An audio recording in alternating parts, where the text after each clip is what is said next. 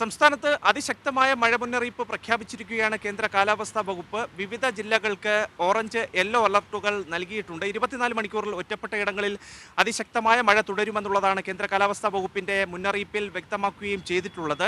Yellow alert പ്രഖ്യാപിച്ചിട്ടുള്ള ജില്ലകളിലും orange alert പ്രഖ്യാപിച്ചിട്ടുള്ള ജില്ലകളിലും ജാഗ്രത തുടരണം അടുത്ത 5 നാൾ കൂടി എന്നുള്ളതാണ് IMDയും KSDMAയും വ്യക്തമാക്കുകയും ചെയ്യുന്നത്. കഴിഞ്ഞ കുറേ നാളുകളായി തന്നെ സംസ്ഥാനത്ത് വടക്കൻ കേരളത്തിൽ വ്യാപക മഴ കിട്ടുകയും ചെയ്യുന്നുണ്ട്. തെക്കൻ കേരളത്തിലും മധ്യ കേരളത്തിലും മഴ കിട്ടിയിരുന്നില്ലെങ്കിൽ പോലും ഒരുപക്ഷെ സ്വാഭാവികമായി ഇപ്പോൾ പുറത്തുവരുന്ന മഴ മുന്നറിയിപ്പ് പ്രകാരം തെക്കൻ കേരളത്തിലും വടക്കൻ കേരളത്തിലും മധ്യ കേരളത്തിലും ഒരുപോലെ മഴ കിട്ടുമെന്നുള്ളതാണ് നമുക്ക് അനുമാനിക്കാൻ കഴിയുകയും ചെയ്യുന്നത്.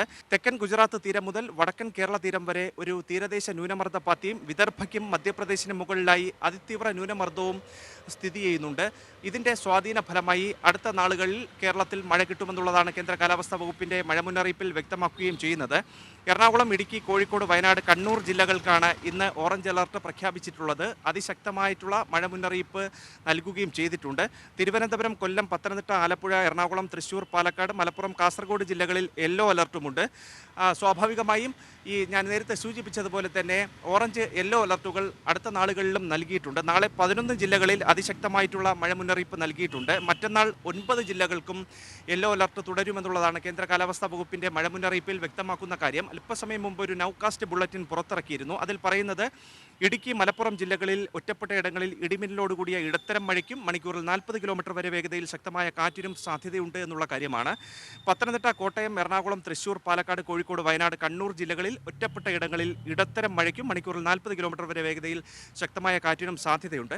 കൊല്ലം, ആലപ്പുഴ, കാസർഗോഡ് ജില്ലകളിൽ ഒറ്റപ്പെട്ട ഇടങ്ങളിൽ നേരിയ മഴയ്ക്കും മണിക്കൂറിൽ 30 കിലോമീറ്റർ വരെ വേഗതയിൽ ശക്തമായ കാറ്റിനും സാധ്യതയുണ്ട് എന്നുള്ള മുന്നറിയിപ്പ് കൂടി നൽകുകയും ചെയ്തിട്ടുണ്ട്. സ്വാഭാവികമായും കാലവർഷം അതിൻ്റെ പ്രഭാവം സെപ്റ്റംബർ വരെ തുടരുകയും ചെയ്യും. അതുവരെ മഴ കിട്ടുമെന്നുള്ളതാണ് റിപ്പോർട്ട് ചെയ്യാൻ കഴിയുന്നത്. കർക്കിടക കാലത്ത് കിട്ടുന്ന മഴ അത് ഓണനാളുകളിലും തുടരുമെന്നുള്ളത് തന്നെയാണ് നമുക്ക് സൂചിപ്പിക്കാനും കഴിയുന്നത്. ഇപ്പോൾ ഞാൻ നിൽക്കുന്ന തിരുവനന്തപുരത്ത് ഉൾപ്പെടെ ശക്തമായ കാറ്റ് വീശിയടിക്കുന്നുണ്ട്. സ്വാഭാവികമായും ഈ കാറ്റിൻ്റെ പ്രഭാവം ഉൾപ്പെടെയുള്ള കാര്യങ്ങൾ ഈ മഴയുടെ സ്വാധീനത്തിൻ്റെ പ്രധാനപ്പെട്ട കാരണങ്ങളായി തന്നെ മാറുകയും ചെയ്യുന്നുണ്ട്. സ്വാഭാവികമായും അടുത്ത നാളുകളിൽ സംസ്ഥാനത്ത് മഴയുണ്ടാകും എന്നുള്ളതാണ് റിപ്പോർട്ട് ചെയ്യാൻ കഴിയുന്നത്. പൊതുജനങ്ങൾ ജാഗ്രത തുടരേണ്ട ഒരു സ്ഥിതിയാണ് നിലവിലുള്ളത്. മത്സ്യത്തൊഴിലാളി ജാഗ്രതാ മുന്നറിയിപ്പുമായി ബന്ധപ്പെട്ടുള്ള കൂടുതൽ വിവരങ്ങൾ വന്നിട്ടില്ല. ആ വിവരങ്ങൾ വരുന്ന മുറയ്ക്ക് അതുമായി ബന്ധപ്പെട്ടുള്ള കാര്യങ്ങൾ നമ്മൾ പ്രേക്ഷകരുമായി പങ്കുവയ്ക്കുകയും ചെയ്യും. ഏതായാലും നിലവിലൊരു തീരദേശ ന്യൂനമർദ്ദ പാത്തിയും അതിതീവ്ര ന്യൂനമർദ്ദവും സ്ഥിതി ചെയ്യുന്നുണ്ട്. ഇതിൻ്റെ സ്വാധീന ഫലമായിട്ടാണ് മഴ കിട്ടുകയും ചെയ്യുക.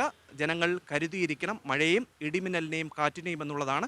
ഒറ്റപ്പെട്ട ഇടങ്ങളിൽ ശക്തമായ മഴയ്ക്കും അതിശക്തമായ മഴയ്ക്കുമുള്ള ജാഗ്രതാ നിർദ്ദേശമാണ് നിലവിൽ നൽകുകയും ചെയ്തിട്ടുള്ളത്. ഏറ്റവും പുതിയ വാർത്തകളും വിശേഷങ്ങളും വിരൽത്തുമ്പിലറിയാൻ സീ മലയാളം ന്യൂസ് എല്ലാ ഡിജിറ്റൽ പ്ലാറ്റ്ഫോമുകളിലും ലഭ്യം.